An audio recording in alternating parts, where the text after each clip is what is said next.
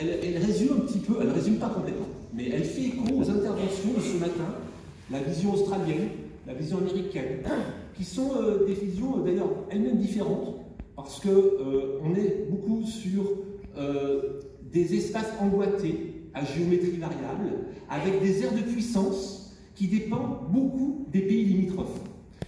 Par exemple, des questions simples qu'on peut poser aux élèves, aux étudiants, c'est où s'arrête l'Indo-Pacifique. Alors, par exemple, est-ce qu'on met les pays de l'Amérique du Sud?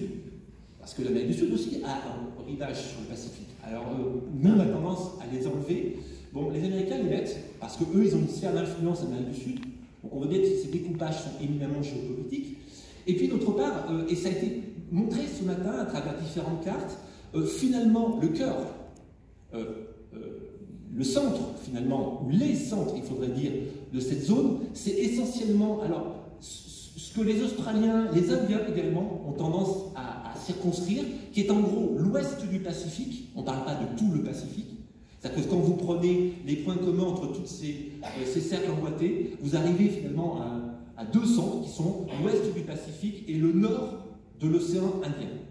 Auquel cas, la Réunion n'est pas directement concernée. Nous sommes dans une situation assez marginale par rapport à ce découpage géométrique. Je me suis amusé à prendre d'autres cartes également, qui sont des logiques de blocs, d'alliances économiques. Alors, ça, c'est la vision vue de l'Europe. La voici. Et là, on est dans des logiques d'alliance. Il a été beaucoup question ce matin de AUKUS, donc la fameuse alliance qui a beaucoup fâché la France lorsque l'Australie s'est rapprochée des États-Unis, commandé les sous-marins nucléaires. Je ne vais pas revenir sur la polémique, qui a beaucoup agité le monde politique. Et ça a été un moment aussi de prise de conscience, et aujourd'hui, je crois qu'on est un peu en train de tourner la page, mais malgré tout, quelle est la vision européenne ici? Et là, vous avez les découpages de blocs, où on voit bien que l'ASEAN, on n'en parle pas beaucoup de l'ASEAN, mais il y a quand même une organisation en bloc qui structure en Asie du Sud-Est. Quelle est la position de ce bloc, par exemple, qui est une alliance économique importante, sur le plan militaire beaucoup moins, également des logiques on va dire, d'archipel, je vais y venir, qui sont vues plus ou moins dans un premier, deuxième cercle, troisième cercle. Donc vous voyez qu'on peut, quand on enseigne l'Indo-Pacifique, raisonner sous forme de gradient en fonction de la distance par rapport à ces cercles géométriques. Je suis très critique, mais je suis enseignant-chercheur, donc je peux me permettre. Voici les cartes qui ont été diffusées par l'armée française en 2018. Depuis, elles ont été améliorées, je tiens à le préciser, mais ce sont des cartes qui nous ont fait un petit peu réagir, la communauté scientifique, parce que c'était des cartes qui étaient là pour faire prendre conscience de la présence française, qu'il y avait des Français dans ces zones économiques exclusives, qu'il y avait des Français dans ces îles, ces territoires ultramarins. Très bien, mais lorsque vous cartographiez, on sait très bien le problème de la cartographie qu'on replète par aplat de couleurs, lorsque vous mettez des gros aplats de couleurs sur la Chine, on a l'impression qu'il y a beaucoup de Français en Chine, bon, ils ne sont pas nombreux par rapport au nombre de Chinois, il y a beaucoup de Français en Inde, vous voyez. Donc attention à ces cartes, alors depuis elles ont été refaites, corrigées, qui laissent penser que soit par le peuplement, par les zones économiques, on aurait une très forte présence, de fait, qui serait une sorte de lac français. Alors on parlait à l'époque de lac anglais, notamment avec la base de Diego Garcia dans le monde océan Indien, à travers des bases américaines aussi, Okinawa, mais aussi Hawaï dans le Pacifique, et donc une logique de force projetée à distance. Mais là, il s'agissait vraiment de convaincre. Alors, ça pose quand même une question parce que ces cartes, elles sont quand même... elles cherchent à convaincre qu'il y a une très forte présence française qui n'est pas aussi forte en termes numériques.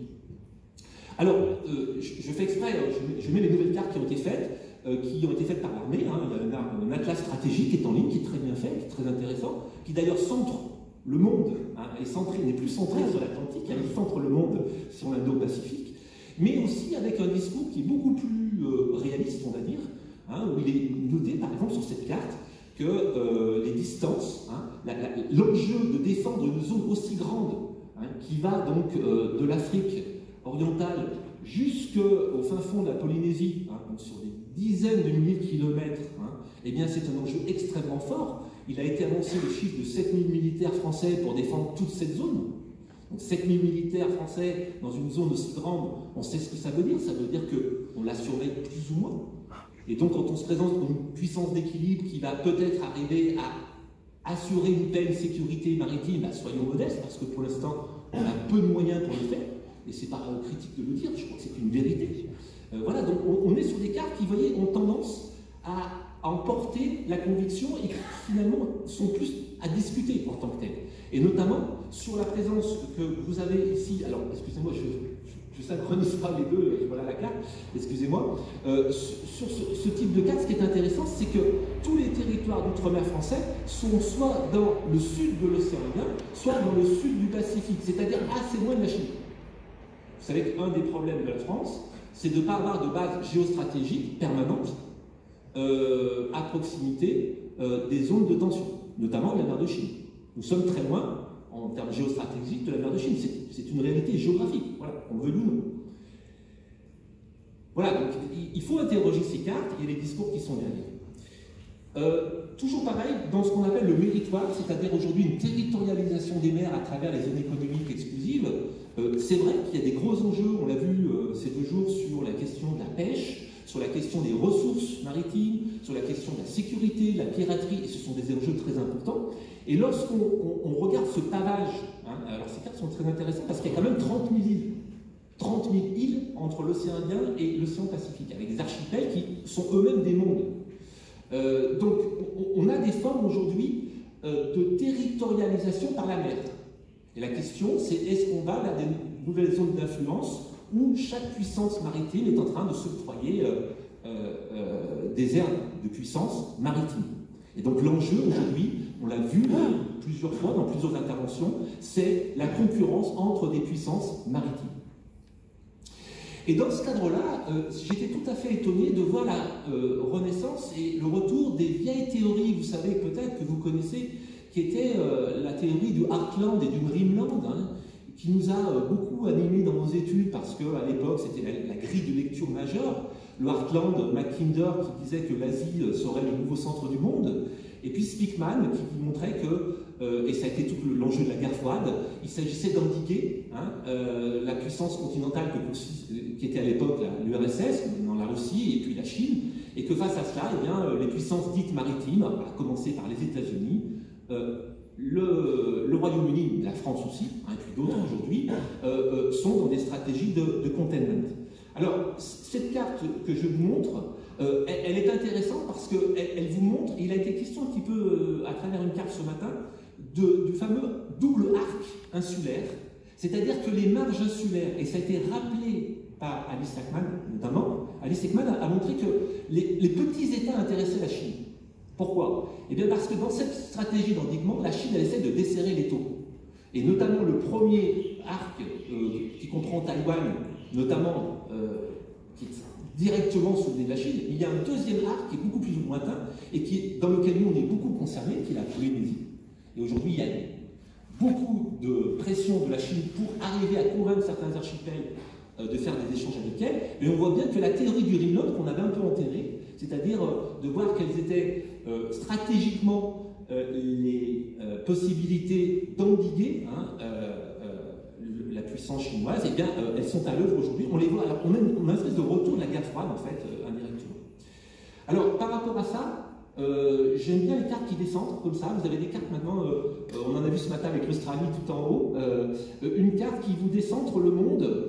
Là, c'est l'archipel de la Polynésie, vu justement directement proche de l'Australie et proche de la Chine. Et c'est vrai qu'on n'a pas la même vision lorsque vous renversez le regard. D'un seul coup, on voit bien que l'enjeu est beaucoup plus fort autour des territoires français du Pacifique qu'autour des territoires de l'océan Indien. Donc ce type de carte me semble intéressant aussi pour décentrer les choses et pour montrer les enjeux véritablement à des échelles régionales.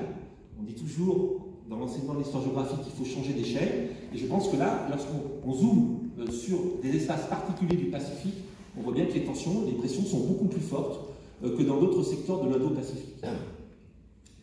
Alors, bien sûr, nous sommes à La Réunion. Cette carte, elle a beaucoup circulé. Elle avait été publiée par Wilfried Bertil dans Le Monde diplomatique en 2007. C'est une carte qui montrait La Réunion au centre, hein, loin de la métropole, mais au cœur des échanges de l'océan Indien.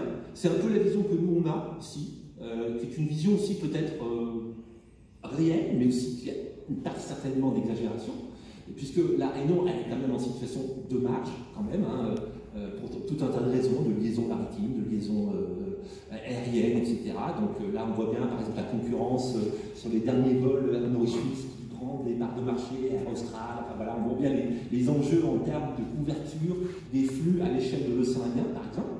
Donc voilà, cette carte aussi, elle nous donne à réfléchir sur véritablement la position de centralité ou de marginalité de la Réunion. Mais bien sûr, nous sommes vus comme un hub. Il a été question tout à l'heure de hub, hein, et nous sommes quand même un hub. Hein. Donc on ne peut pas dire que c'est faux, on ne peut pas dire que c'est complètement vrai. Donc ces cartes embarquent beaucoup de choses hybrides qu'il faut mettre en discussion parce qu'il y a des regards, il y a des visions du monde qui sont derrière ces cartes. Je finirai presque, mais j'ai encore quelques petites choses à dire, sur la diplomatie verte. Alors, une des spécificités de la France, c'est le multilatéralisme, c'est l'idée d'être dans une position de puissance d'équilibre entre les États-Unis et la Chine, très bien. Et on présente, notamment sur le territoire des TAF, vous avez ce type de carte très verte, donc déjà le symbolisme des couleurs, hein, où les territoires des TAF sont présentés comme étant directement reliés à la Réunion. Alors on sait très bien que les navettes pour aller assurer la sécurité dans cette immense ZE que constitue les TAF, c'est compliqué.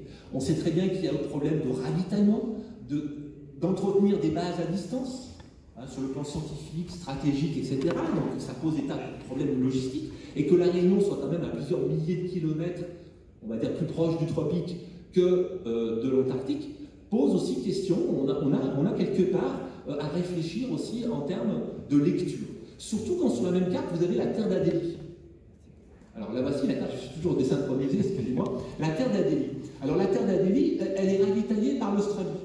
Et quand sur la même carte, en fait, on met ensemble, parce que à des échelles très générales, on a l'impression que finalement le hub c'est la Réunion, mais le hub de la terre d'Adélie, c'est pas la Réunion. C'est pas possible, hein, c'est beaucoup plus loin, ça n'a rien à voir. Donc si vous voulez, on est dans des logiques de rattachement territoriaux, d'aires territoriales, qui ont leur propre logique en fonction de ce qu'on veut mettre en avant. Donc, il a été question ce matin d'une franconésie. Hein, je pose la question, est-ce qu'on n'est pas dans une reviviscence, hein, à travers l'idée de France australe, hein? Alors, il y a peut-être une France australe, je ne l'admets pas, mais quelle est l'existence de cette France australe qui repose sur plusieurs pôles? Du coup, voilà, on est sur des choses qui sont extrêmement intéressantes en termes de distance. Alors, en géographe, je vais finir là-dessus. Ce qu'on appelle la tyrannie des distances, c'est quelque chose que les géographes, les géopoliticiens, les analystes prennent en compte de plus en plus aujourd'hui. C'est-à-dire que les ordres de grandeur, les distances sont essentielles à prendre en considération. Vous avez toujours dans la théorie, vous savez, géopolitique, le Heartland et le Rimland, vous avez un auteur qui est assez connu, qui s'appelle Alfred Mahon. Mahon, fin du 19e siècle, parlait du sea power, hein, et il défendait l'idée qu'il fallait absolument que les États-Unis deviennent une puissance maritime. Et ce qu'il avait très bien montré, Mahon, c'est que, alors c'est discuté aujourd'hui, mais que pour que des raisons logistiques, on puisse projeter des troupes, il ne fallait pas plus de 3500 milles nautiques. Traduction en kilomètres, autour de 5 à 6 000 kilomètres, aucune puissance mondiale est capable de projeter des troupes. Et même aujourd'hui, avec des troupes aéroportées, avec la puissance de l'aviation, il faut quand même des porte-avions, il faut quand même des bases, d'où l'importance des bases géostratégiques. Et finalement, cette vieille théorie de Alfred Mahon, elle est intéressante parce que lorsqu'on trace ces cercles, et on peut mettre le même cercle autour de Diego Garcia dans l'océan Indien, il y a des vraies logiques de contraintes géostratégiques qui font que c'est difficile d'intervenir sur des si longues distances. Alors toujours pareil, il a fait des cartes qui sont renversées. Il s'agit de Andrew Rhodes. Vous cherchez ces cartes, elles sont extrêmement intéressantes. Il a été conseiller auprès du ministère des Affaires étrangères aux États-Unis. Et il fait des cartes très intéressantes pour sensibiliser les acteurs, les décideurs, à ce qu'il appelle la tyrannie de la distance, c'est-à-dire voir aussi le point de vue de l'autre. Et là, je vous ai mis le monde vu de la Chine, parce que on prête à la Chine beaucoup de discours, mais finalement, quand on regarde la Chine, elle a tendance à se sentir enserrée, elle a tendance à se voir comme victime, elle se pose comme victime, et largement, ce discours est un discours, bien sûr, contre le discours politique, bien sûr, mais on voit bien qu'aussi, il y a une réalité aussi du monde chinois qui prend conscience de lui-même et qui a envie d'écarter, de desserrer les taux. Et quelque part, il montre ces cartes qui aussi permettent de renverser les points de vue, y compris voir le point de vue des puissances adverses. Alors, je vous ai mis une carte de l'océan Indien et des flux. Tout à l'heure, je parlais de la concentration des flux. On trouve ces cartes un peu partout. Maintenant, la concentration des flux, surtout dans le nord de l'océan Indien et surtout dans l'ouest du Pacifique. Ce qui fait que, d'un point de vue géoéconomique, la vision est également renversée. Pour finir, puisqu'il est question d'enjeux éducatifs, je vais finir sur des cartes de manuels scolaires. Alors, je n'ai pas pu en prendre beaucoup. Voilà. Les programmes d'histoire-géographie, qu'il s'agisse des programmes nationaux ou des adaptations de programmes ici à l'échelle de la Réunion et des territoires ultramarins, prennent de plus en plus en compte l'étude des espaces régionaux et des espaces de proximité. Et donc, l'étude du monde indien-océanique, mais également de l'Indo-Pacifique, entre dans le cadre des programmes scolaires, aussi bien d'ailleurs en collège-lycée qu'en lycée professionnel, avec la prise en compte aujourd'hui des nouvelles aires d'enjeux de la mondialisation, les acteurs de la mondialisation, mais également avec la question de la notion de puissance. Puisqu'il est question de puissance ici. Qu'est-ce qu'une puissance? Comment elle rayonne? Sur quel territoire elle s'appuie? Et quelles sont les aires de puissance? Alors là, vous avez une étude de cas en terminale qui est très intéressante parce qu'on peut avoir plusieurs modes de lecture. Le premier mode de lecture, c'est de dire, finalement, les programmes scolaires ont intégré les enjeux de maritimisation, de mondialisation, et l'Indo-Pacifique est un très bon exemple pour faire des études de cas sur ces enjeux des nouvelles formes de mondialisation aujourd'hui, avec des enjeux de puissance à différentes échelles. La deuxième lecture qu'on peut faire, c'est qu'il n'y a que le point de vue de la France, c'est-à-dire que là, la question, la problématique, c'est quelle est l'implantation de la puissance française dans l'Indo-Pacifique. Il serait intéressant d'avoir aussi l'implantation des autres puissances et le regard des autres pays. Et c'est ce qui est difficile aujourd'hui, et quand on prend les programmes scolaires dans beaucoup de pays, c'est de décentrer, de donner aussi le point de vue des autres.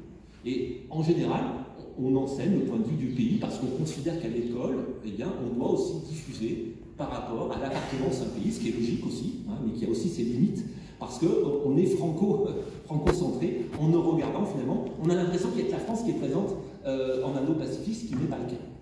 Merci.